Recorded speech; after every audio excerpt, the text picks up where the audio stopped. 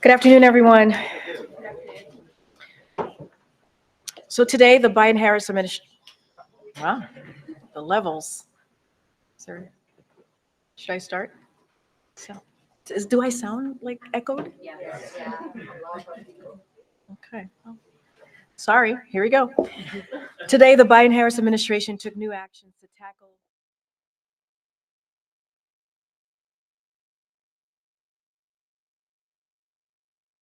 have charged extreme overdraft fees, sometimes $30 or more, that often hit the most vulnerable Americans the hardest.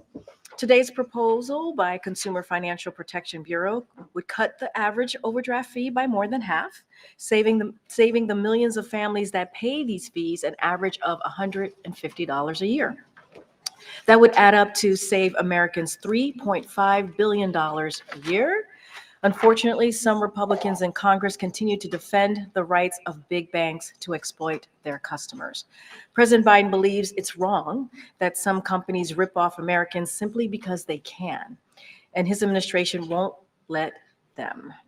As we work to lower costs and build the economy from the middle out and the bottom up, we got more evidence today that Americans are feeling the strength of the economy. Retail sales beat expectation last month, capping a record. Americans were able to buy gifts for their loved ones that were more affordable and arrived on time. Work to fix and strengthen supply chains. And today, a new poll from Axios showed Americans have a surprising degree of satisfaction with their economic situation. The poll showed Americans are optimistic about their finances. 62% say their finances are currently good, and 85% believe they will get better this year. That's not an accident. That's Bidenomics at work. The volumes are incredibly weird right now. Did we get that fixed? Okay, I think so. All right. And now, as you all know, today we're joined by my colleague, Admiral John Kirby, who's here to discuss the United States' continued response to the ongoing and escalating attacks by the Houthis in the Red Sea. With that, I think it's all fixed for you now, Admiral. So that was very weird. Sounds like a gremlin was attacking. Afternoon, everybody. Look, as you all saw, the United States today designated the Houthis as a specially designated global terrorist group. We took this action because of their continued reckless and indiscriminate attacks on ships transiting the Red Sea and the Gulf of Aden. These attacks are a clear example of terrorism, violation of international law, and a major threat to innocent lives and to global commerce. Now, just a couple of points. First, today's designation targets the Houthis, not the Yemeni people. The United States remains the world's leading donor of humanitarian assistance for Yemen. We recognize that more than 15 million people in Yemen are still in desperate need of food, water, medicine. And we are taking a range of steps to ensure that these sanctions preserve the ability of aid organizations to be able to deliver all those much needed supplies. Second, this designation takes effect 30 days from now. And the reason for that is it'll give us time to work closely with those aid organizations to make sure that they understand all the ramifications of this designation, answer all their questions, and be able to provide enough context for them to have a measure of assurance as they continue to provide that humanitarian assistance. Now, look, if the Houthis cease the attacks, we can certainly reconsider this designation. If they don't, as the president said, we will not hesitate to take further actions to protect our people and the free flow of international commerce. Matt? Thanks. John, can you talk a little bit about why the president decided not to redesignate the Houthis as a foreign terrorist organization, which obviously would have restricted some of that aid? Is it purely because of that humanitarian assistance piece? Yeah, you sort of answered the question. This particular designation actually gives us more flexibility, but it also gives aid organizations a higher level of comfort that they'll be able to provide this assistance without running afoul of sanctions. We've already, in designating them, already issued a number of licenses. The license, as you know, is basically like a waiver. It's a carve out when you have a sanctions regime that allows for certain goods to continue to flow despite the sanction regime. And so, yes, that's the big reason here. We just the president could reconsider that designation should the Houthis stop these attacks, or are essentially using this as a bargaining chip in negotiations or public negotiations with the Houthis? Yeah, I mean, that would suggest there's negotiations going on, and there's no negotiations here. It's not a bargaining chip. It's a way of holding the Houthis accountable, additional ways to hold them accountable. I think, if you look at the levers of national power, there's an acronym for it, DIME, right? Diplomacy, information, military, economic. We're using all of those levers of national power and, frankly, international power to try to convince the Houthis to stop these attacks. To stop these attacks, and if they don't, and they clearly haven't, to make sure that we're holding them accountable for that. A different topic, the meeting that's going to take place in a few minutes with the congressional leaders. We understand this is going to be focused mostly on the situation in Ukraine. Is there a version you can provide publicly? What are lawmakers going to hear from the national security staff that you have not already telegraphed publicly about what's happening on the ground? Well, again, I don't want to get ahead of the discussion. And I suspect that in that discussion, there could be some classified content that they'll discuss. But in the main, this will be an opportunity for the president and for the national security team to make sure that members of Congress fully understand the desperate, urgent need for weapons and capabilities for Ukraine to continue to flow. As you know, the last security assistance package was December 27th. There hasn't been one since. There won't be one unless or until we can get some funding. And it's not as if the war stopped just because our aid stopped. The Ukrainians continue to get attacked. They're moving into some defensive positions along that line, in the east in particular, and they continue to come under artillery shell, air attacks, ballistic and cruise missile, as well as drone attacks from the Russians. And they are expending what they have. And I won't get into their inventory lists, but there are some weapon systems for which they are in more need than others right now, and they have to expend them given ongoing combat. Thanks. Last week, the president said it was irrelevant whether or not the Houthis were designated as a terrorist organization. Now, 5 days later, this announcement, did he need to be convinced that this was the right step? No. And looking back, was it a mistake to take them off of the terrorist list back in 2021? Just like consideration over these years? No, again, the previous designation was FTO, Foreign Terrorist Organization, which doesn't have quite the measure of flexibility in terms of humanitarian assistance. And so a big reason why we delisted them literally on day one was to address a dire humanitarian situation on the ground.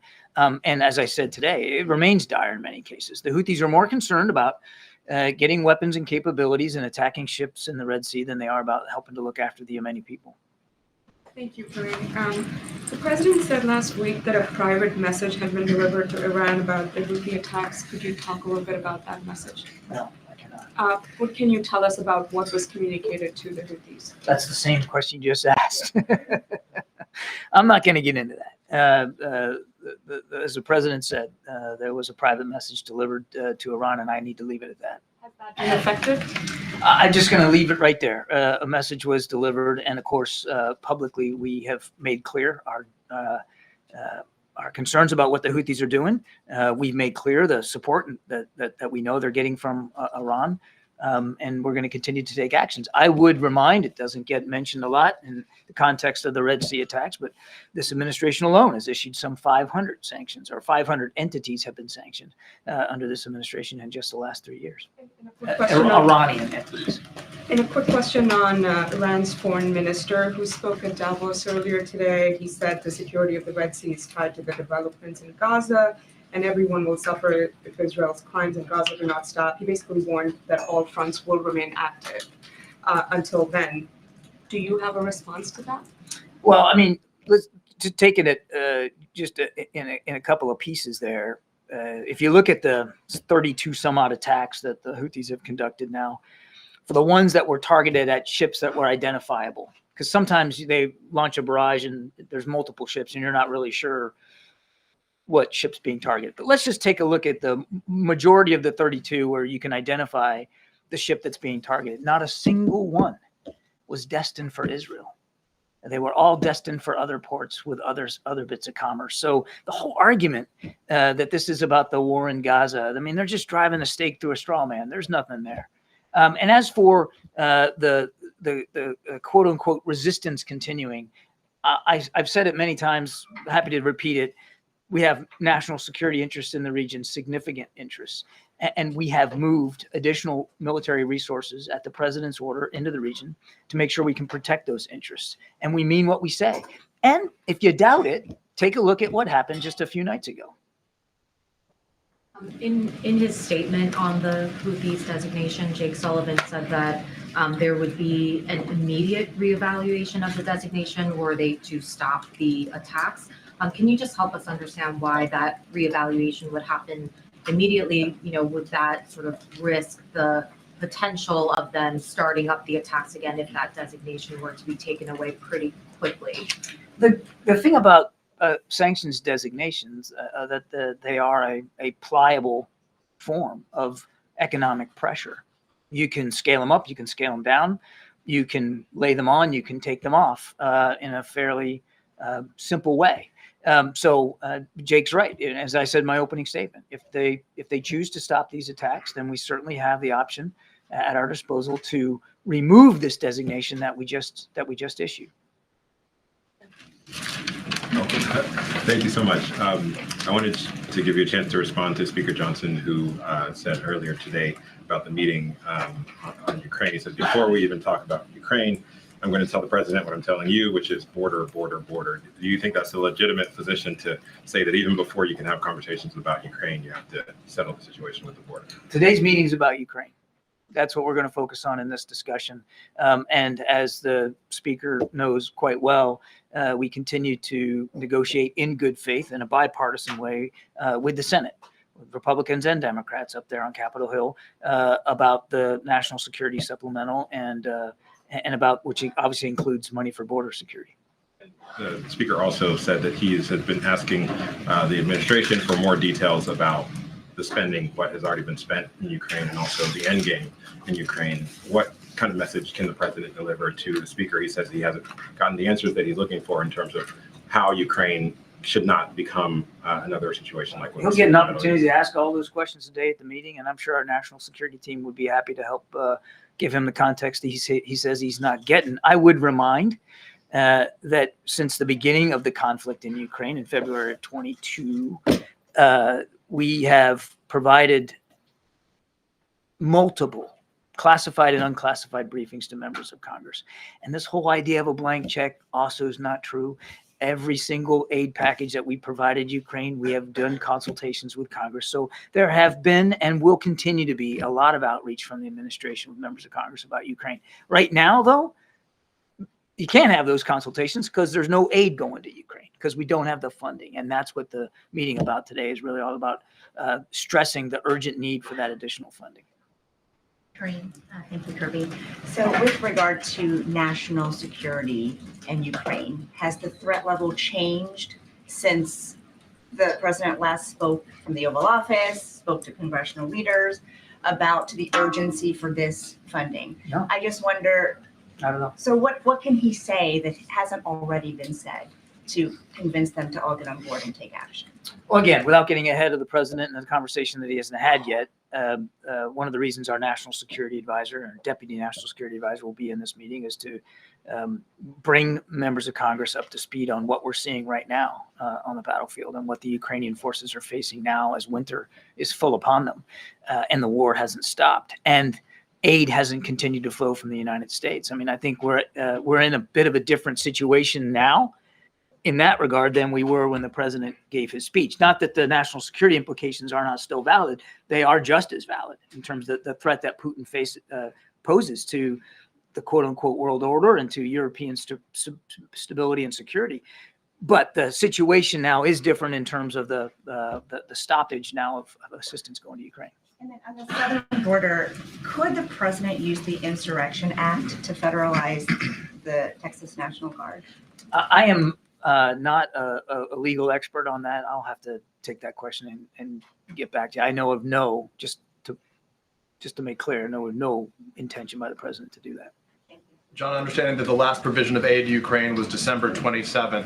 Right now, is Ukraine fighting with 100% of its capabilities? Do they have everything that at this moment they require? Without getting into their operational security and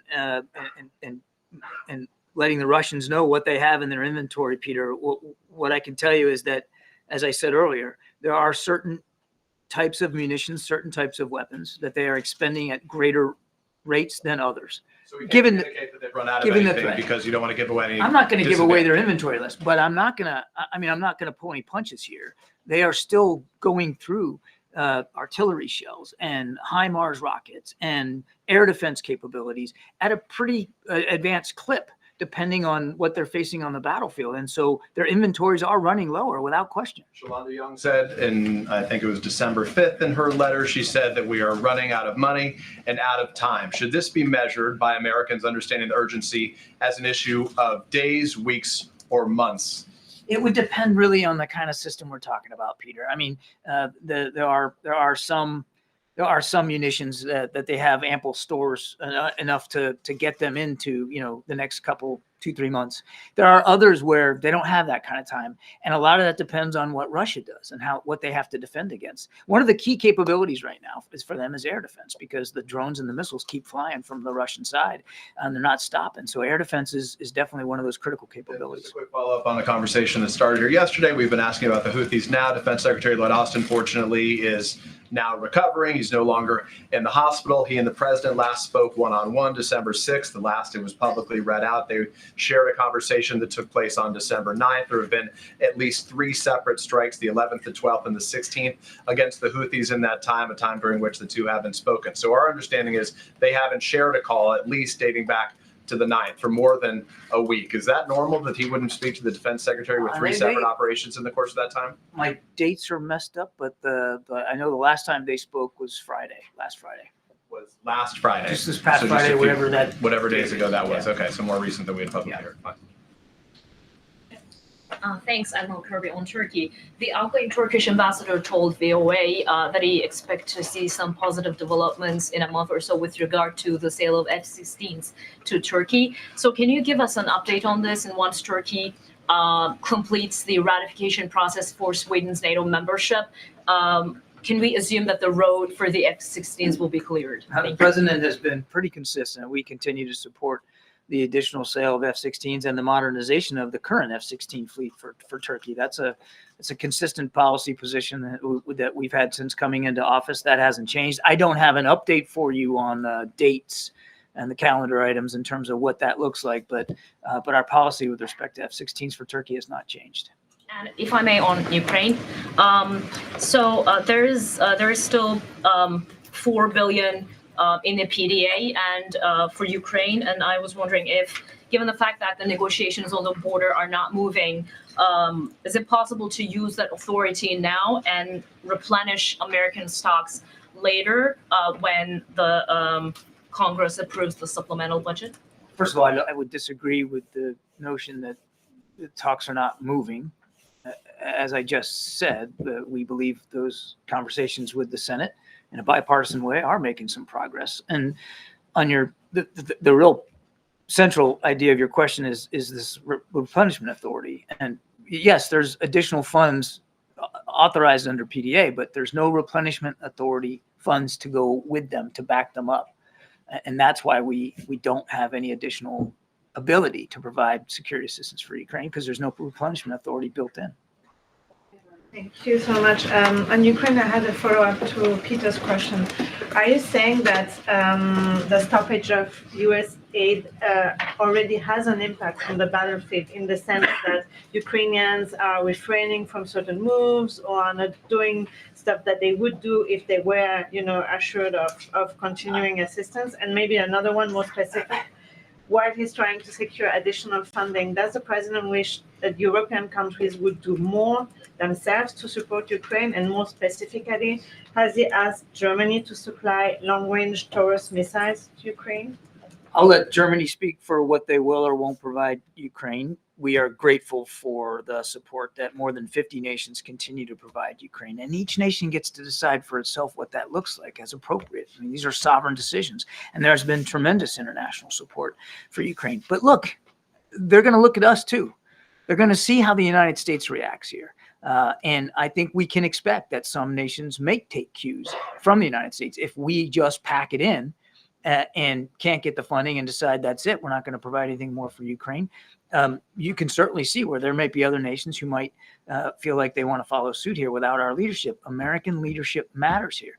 On your first question, I certainly won't speak for Ukrainian military commanders and what they are deciding to expend on the battlefield or not. But you can, I certainly wouldn't be surprised if they aren't making battlefield decisions right now that are affected. Those decisions are affected, or I should say, informed by the uncertainty as they look to the West, as they look to the United States for additional support.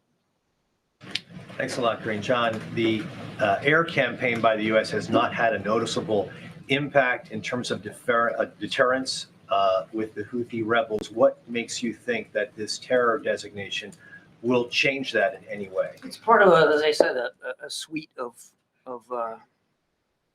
tools at our disposal to hold them accountable. And I just want to remind that the attacks last week, the large attacks that we conducted, were designed to disrupt and degrade Houthi offensive capabilities, and we believe we did that. That doesn't mean that we eliminated every single missile they own or every drone they can fly or every radar system that they operate. But we believe it had good effect on degrading their capabilities to conduct attacks. And as I said at the end of my opening statement, we will take further action if we feel like we need to. They have a choice to make. They continue to have a choice to make. The right choice is to stop these attacks. If they don't, we'll continue to act appropriately. To know if the EU is going to take similar action to designate the Houthi rebels a terrorist organization in the way the U.S. has. I do not. No coordination with them on this front.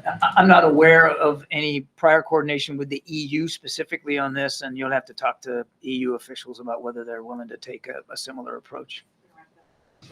Yeah, when was the last time President Biden spoke on the phone with Netanyahu? There has not been another call since the last one we read out. I don't have the exact date in front of me. It's been more than 20 days, I think.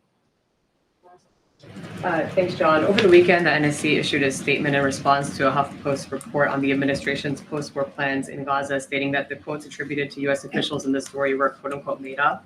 HuffPost has been seeking an apology and a retraction at the insinuation that their reporter made up or fabricated quotes in the story. Can you tell us on what basis did the NSC issue that statement? Why is the NSC suggesting that a reporter made up quotes? The issue, as I understand it, Sabrina, was related to a document that was purported to exist that was in this article, and the quotes from the purported document were not accurate, and that was the issue. The issue was that whoever was reading out this document was reading things that there's not a record of a document that says those things. Because NSC said we stand by our original statement, which seemed to just generally imply that the quotes attributed to U.S. officials broadly in the story were made up. Obviously, as I said, HuffPost is seeking an apology and a retraction. Do you have any reaction? This wasn't an attempt to question the journalism or to cast aspersions on journalistic ethics. This was a reaction to quotes attributed to a document for which we don't have a document that says those things, and that's why the response was drafted and written the way that it was. I have read it. I can see where some people might see that reaction and think we were trying to, again, cast aspersions on journalistic ethics and procedure, and that was not the intent. Okay, Thanks, thank you. Admiral. Appreciate that. Any update on the missing SEALs? All right, Zeke, you want to reset us? Thanks, Corinne. The meeting this afternoon, he talked about what the president hopes to accomplish. Is he trying to get a deal here, walking out this meeting today? So as the Admiral said, this focus on the meeting today is going to be on Ukraine and making sure that Congress, the congressional members who attend, understand that we need to continue the support for Ukraine. He's going to particularly underscore that if we abandon Ukraine, there will be consequences, right, to Ukraine, to the people of Ukraine, to the people who've been fighting for their democracy for so long. And let's not forget, they're fighting against the aggression from Putin. So we have to be really clear here. A failure to act will certainly means that it will not be helpful to our national security. So, and history has taught us that if we do not get involved and we're not and stop a dictator, we see what could happen. It could actually put our national security at risk. So that's going to be the focus today. It's going to be on Ukraine and really laying out why it's important to continue that support that we've been providing them. The negotiations right now on immigration are taking place with the Senate. The president has the speaker here. Will he discuss immigration with the speaker? So look, I'll say this. The president obviously is welcoming congressional members here. He's open to hearing whatever conversations that they want to have, right? And so it is important, to have these conversations, obviously, in a bipartisan way. So that may come up. I certainly don't want to get ahead of those conversations, but the purpose of this meeting is about Ukraine. That is the purpose of this meeting, and that's what the president wants to really lay out, and the urgency to continue to support Ukraine, and why that's needed now, and how that affects our own national security. So that is the purpose. But of course, members of Congress are going to come, and they're going to have things that they want to talk to with the president. We certainly welcome that. Why hasn't the president engaged in negotiations with the House? The White House been on border security, on immigration. These negotiations take place in the Senate, but obviously the House has to say here, and they are not happy with what's happening on the Senate side of things. I mean, look, the House went home in mid-December, right? While the negotiations were occurring and happening in the Senate in a bipartisan way, obviously Republicans and Democrats, and here at the White House, we were having those conversations, trying to find a bipartisan agreement. We were having those conversations even through the holiday weekend. The holiday break, and they decided to go home. Literally, they decided to go home, and so those conversations are going to continue. This meeting does not stop those conversations from continuing. We think it's headed in the right direction. So that's important as we're talking about the border security and what we can do to make sure that we're dealing with that issue. And so we appreciate Republicans and Democrats in the Senate operating with us in good faith, and we think it's headed in the right direction. And finally, do you think that that criticizing the House for going home improves your odds of getting whatever deal, should there be a deal in the Senate through the House? I'm just curious what the strategy is here. Here's the thing, and I appreciate the question and I get the question, but Republicans in the House have been they've gotten in the way. They have gotten in the way when it comes to border security. They have gotten in the way and actually voted on pieces of legislation to take away some of the law enforcement, the CBP, right, at the border. That's what they voted on back in May. So we want to work with them, but they've been very clear where they stand. So look, we're going to have, the president is looking forward to having a conversation with members of Congress, obviously here with his own national security team, with other members of his team here. They're going to talk at 3:15, and he wants to really lay out the importance of Ukraine. He's always willing to hear out members of Congress on what they want to discuss. But we've been very clear. Republicans in the Senate have wanted to work with us. They're talking through us with negotiating, trying to find a bipartisan agreement. And that's the way to move forward. Kadwisha. Ukraine. To follow up on Talu's question, Kirby, Yeah. Speaker Johnson has made clear that they're not even going to talk about Ukraine until the border is addressed. And he's made clear that it's HR2 or bust. So how's the president going to navigate that in today's meeting? He's not the only congressperson in the room today. He's not. He's not the only person that's going to be in the room. There'll be other congressional members. The president has been really clear. He wants to talk about Ukraine, the urgency of making sure we continue that assistance to Ukraine, what that means, not just for the broader world national security, but also for us. And so Speaker Johnson is not going to be the only person in the room. And so, look, but obviously, the president's going to bring people together. He wants to hear from folks, and so he's willing to hear what these congressional members want to talk about. But the purpose of this meeting is to talk about Ukraine. What can you get done without Speaker Johnson and I'm not saying we Republicans can't. support? I'm not saying that. I'm saying he's not. You're saying if he wants to talk about something else like border security, how can the president manage the conversation? There will be other people in the room, and I think folks understand that there is a national security importance of having this meeting. That's why the president is bringing folks together, and not only that, let's not forget they're going to hear also from his national security team as well. Some people who won't be in the room are members of the press, and in the past meetings with congressional leaders have been open. Is there a reason why today's is closed? So look, we'd had a similar meeting back in October, as you know, and so that was an important meeting about national security, the supplemental as well, and so that occurred. Look, not all meetings are public or have a press component. The president, as you know, has a long track record in Washington D.C. of bringing folks together, getting a bipartisan deal, and so he wants to make sure we get straight to work. He wants to make sure that we have this really important conversation. He wants to get straight to it. We expect some members of the Congress to go to the sticks after their meeting. So you certainly will hear directly from them, and we will have a readout as well of the meeting. So there'll be an opportunity to ask questions of the members. They'll be at the stick, and then you'll hear directly from us as well. Thank you. To follow up somewhat on Weija, also House Speaker Johnson said today, I mean, he seemed to throw cold water on the Senate border negotiations when he said, I don't think now is the time for comprehensive immigration reform because we know how complicated that is. You can't do that quickly. How will the president receive that message today if Johnson says this is too complicated to do right now? Making sure that we take care of our border is not too complicated. It's not. It's not. If people come together in good faith, as they've been doing in the Senate, we can get this done. We can get this done. And let's not forget, the president actually put forth a comprehensive immigration proposal almost 3 years ago. Almost 3 years ago. We had 3 years to work on something. If that was what the Speaker Johnson is concerned about, we had 3 years to work on it. And so, look, and if he was really concerned about it, then when these negotiations started before the holiday break, they would have stayed. They would have stayed and actually, tried to be part of the solution. Look, we want to have a bipartisan agreement. That's what we want. We want a bipartisan agreement because the president understands that's how we're going to fix the problem. That is it. And so, look, it's continuing. We're going to see what happens with the Senate negotiations. We're going to see where they land. Certainly not going to get ahead of that from here. But it is important. It is important to get this done. And the president's not going to stop from negotiating with the senators. Just a quick one.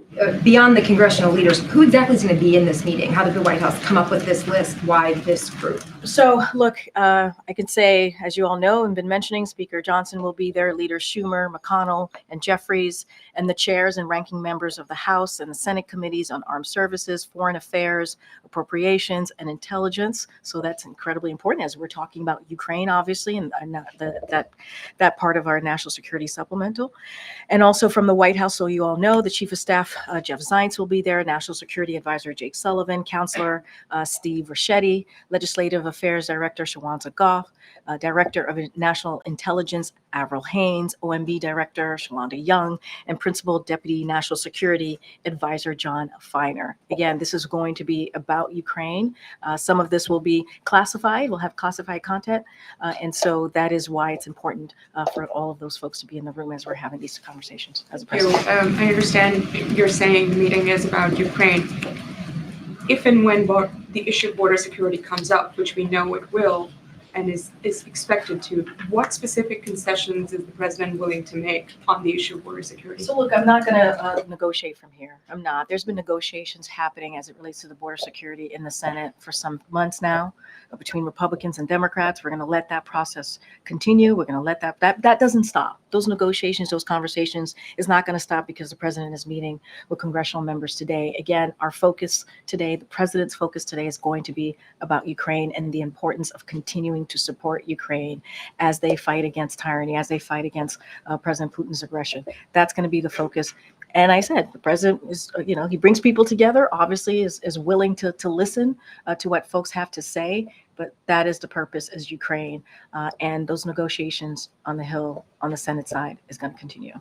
A quick one on the vice president's abortion tour that is expected to start on Monday. She's headed to Wisconsin. She's kickstarting the tour in Wisconsin. Can you share more details on that trip? And where else is she planning to go? What is the White House planning to achieve with this? So more broadly, on Mondays is the 51st anniversary of the landmark decision, Roe v. Wade.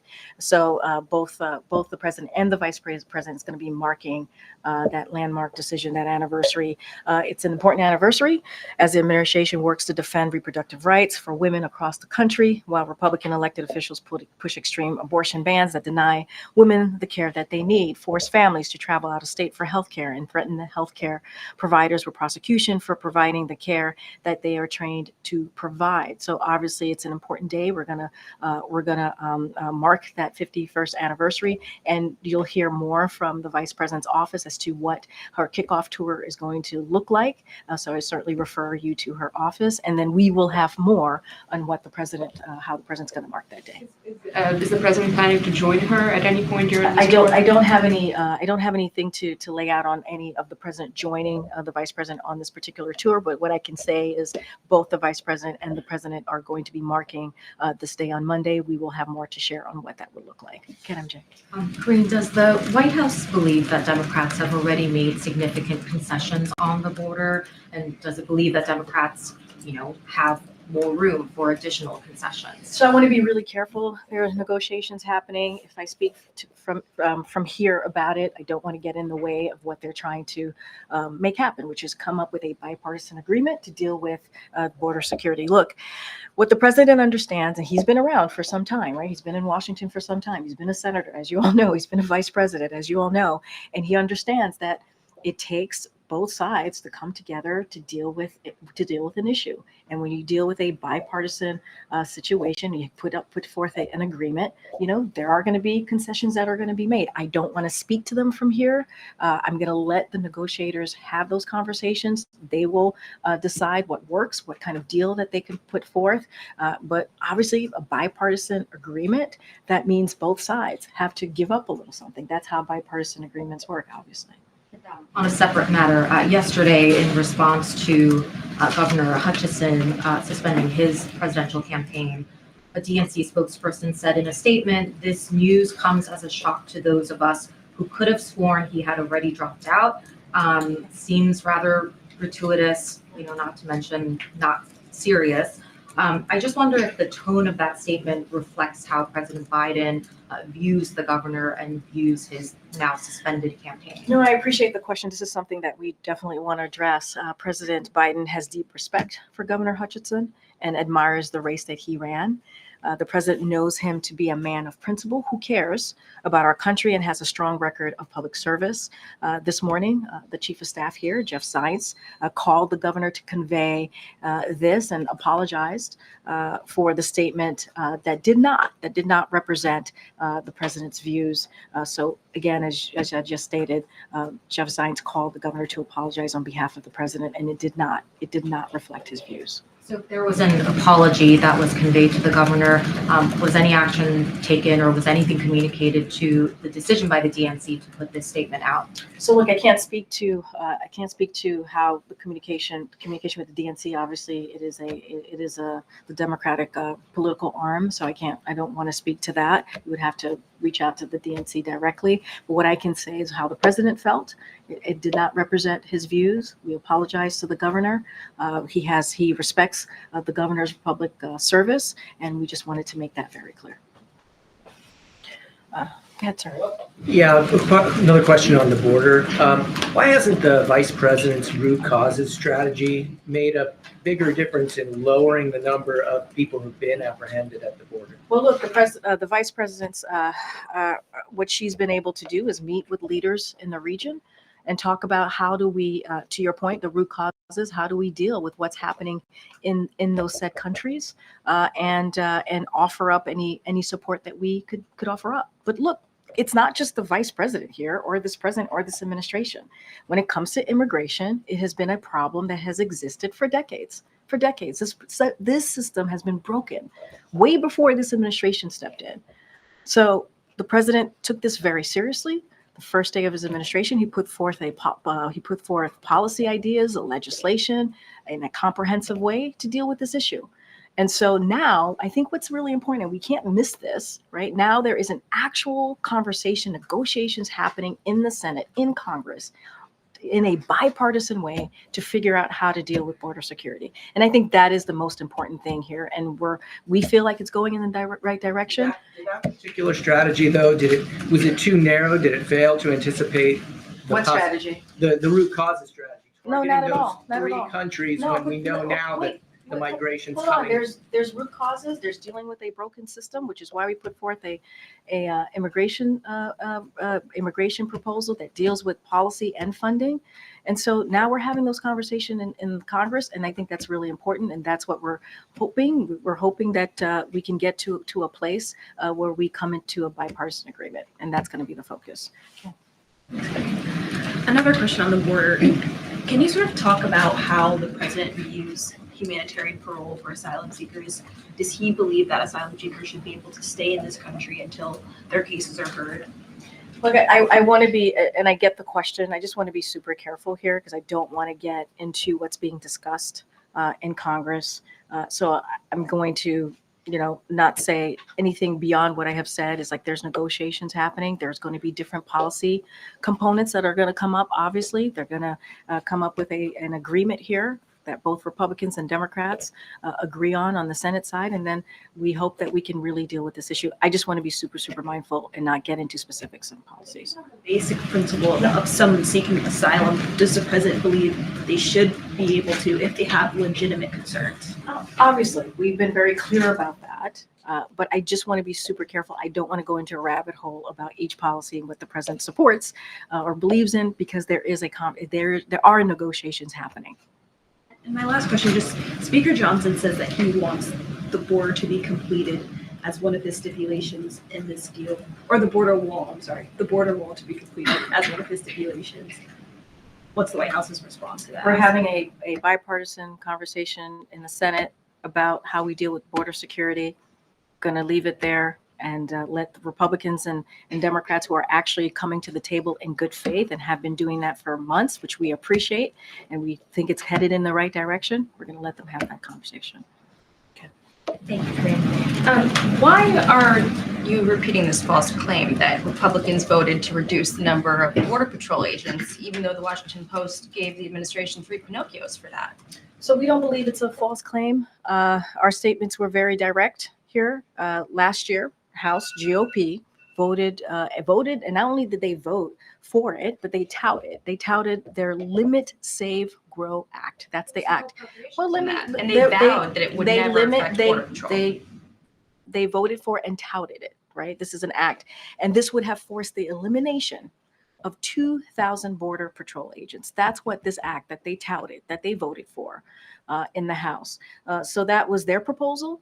And that was what they voted for back in May. They clearly stated at that time that Border Patrol also veterans benefits and entitlements would never be impacted by any of the reductions. And also the bill never had any appropriations in it. So this claim that you guys are rolling out, it's the White House applying White House math to a bill that never had any appropriations. And moreover, the administration or the members in Congress who put this together vowed that it wouldn't affect policing. So the reason I ask is because it's just, to voters, don't you think they know the difference between, what is a truthful statement and what is spin? And is it insulting to them at all to keep saying it when it's just not true?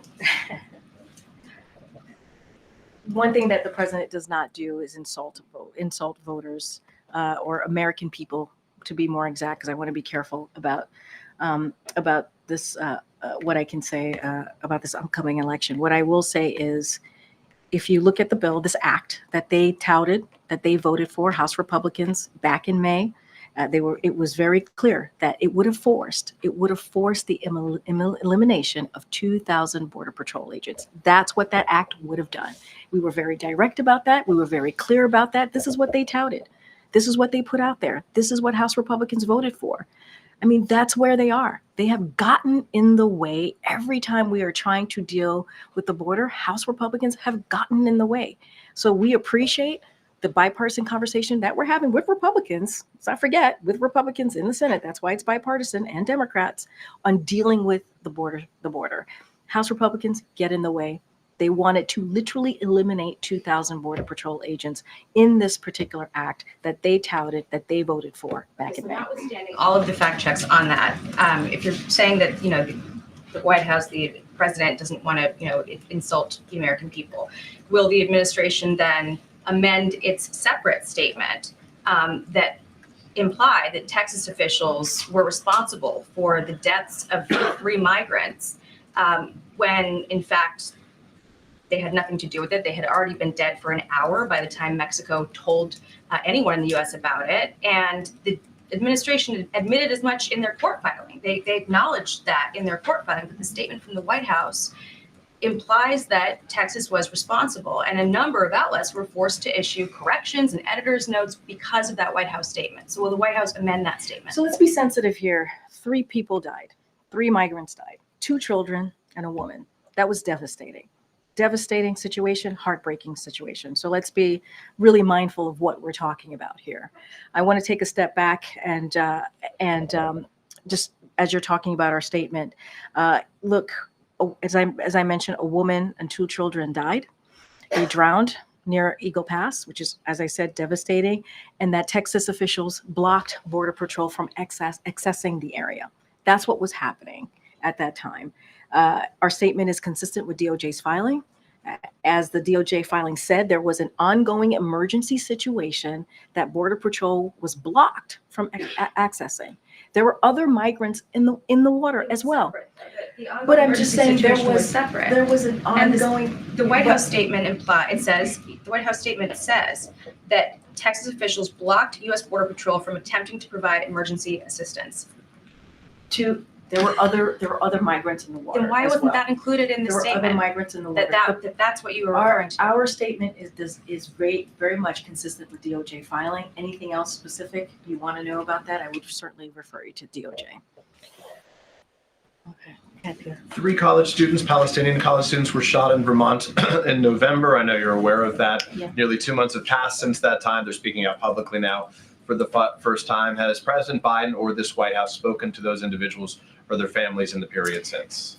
First of all, obviously we offered up our sympathies, and obviously we're devastated to hear about this, and it's glad to hear that they are recovering. We don't have any readouts to give you on any conversation that we've had with these 3 students. Be the president, obviously, and other members of the White House have spoken with regularity with those who have been held hostage in Gaza, recognizing the circumstances are very different. Nonetheless, the White House does reach out to individuals of all sorts of communities, certainly marginalized communities and circumstances not too dissimilar from this. So why wouldn't the White House reach out to these individuals? It's a very good question. I just don't have, it could have happened. I just don't have a readout to share with you at this time. Without a readout, could you just confirm to the press corps at some point if it did happen so we can be accurate? And if it Absolutely. didn't, just let us know. Absolutely. Happy to let you know, but it's hard for me to say, to confirm or not if they We'll went wait out. for your confirmation either Absolutely. way. Thanks, Thank Peter. you. Appreciate that. Okay. I think I have one more that I can go to. Go ahead, Owen. I haven't called on you in a while. Way in the back. Green, good afternoon. Good afternoon. Is the, by any chance, is the White House following the trial in Hong Kong of pro-democracy advocate Jimmy Lai? So the U.S. strongly condemns the prosecution of pro-democracy advocate and media owner Jimmy Lai in Hong Kong under the PRC-imposed national security law. The U.S. renews our call for the immediate and unconditional release of Jimmy Lai, who has been in prison under Hong Kong's national security law. The United States will continue to closely monitor developments with this and other prosecutions under the national security law. He's convicted, and many call this a sham trial, and that his conviction is virtually guaranteed from the outset, and he's still got weeks to go to this trial. But if he's convicted, I know you don't have a crystal ball, but what will the president do in that likelihood? I don't want to get into hypotheticals from here. We just condemned. I just very forcefully, strongly condemned the prosecution of Jimmy Lai, and so we're going to continue to do that. And obviously, we're going to monitor the situation closely. I just don't want to get it ahead in getting into hypotheticals or how this is going to turn out. But obviously, we strongly condemn. Thanks. I want to ask you about ships being redirected around the Red Sea. Freightos tracked shipping costs and found that the ships going to Europe, the weekly cost for containers going to Europe are up 386% from last October. Costs going to North America are up 99%. So when does the White House feel like this could start putting pressure on prices and pass it on to the consumer? So look, obviously, our national security team here and our economic teams are closely monitoring the evolving situation in the Red Sea. It's something that we're keeping close eye on. But what we've seen so far is that the impact of the ongoing conflict has had limited impact on the U.S. supply chains and energy prices. Diversions of vessels from the Suez Canal and to the Cape of Good Hope has not had major impact on availability of products in the U.S. or capacity at the West Coast ports. Again, our teams are going to closely monitor this. This is our national security team and also economic team. We're going to monitor this, but we haven't seen an impact at this time. And one last Friday, the president was at a coffee shop in Pennsylvania, and he seemed to be surprised that the smoothie was $6 and how expensive it was. I'm curious, so is the president now realizing the costs that Americans are bearing? So look, when he went over to you all to the press corps, he was having a good time, right? Offered up to as you know, offered up to buy them coffee. There was a big group there, and he made sure everyone got coffee and pastries. So I just want to make that really clear. Tell me it was $6, and I'll do it anyway. I hear you, and that let's not forget what the trip was about. The trip was about small businesses, right? There have been 16 million small businesses that have started and filled out for applications. That's a big deal. That is really important. What that means is that they have the confidence, small businesses, folks who are starting them, have the confidence in the economy to start a business. And that is, I think that's also really important too. And the president was able to do this, or we've seen Americans able to start, file for applications to start small businesses because of the American Rescue Plan.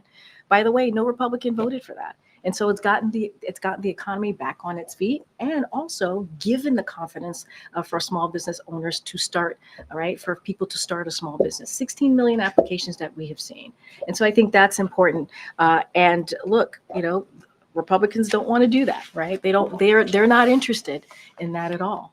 They're not interested in fighting Big Pharma. They're not interested in making sure that we're lowering healthcare costs for the Americans. They're not interested in that. That's why they didn't vote for the Inflation Reduction Act. That's why they didn't vote for the American Rescue Plan. And so that was the point and the important part of the president going there to Allentown. And I think it was a good trip, and you all saw that. So expensive. He was joking around. He was certainly joking around with the press corps. You know that he offered to buy coffee. That's what he did, and pastries. But I think the most important thing about that trip is that he was able to visit a small business. He was able to talk about how this administration, because of Bidenomics, because of the economic policies that we put forward, that we are seeing now a historic number of small business applications. And I think that's important. They have the confidence now. They have the confidence now to start their small business. Thanks, everybody. We'll see you out on the road in North Carolina tomorrow. Thanks, everybody. Thank you.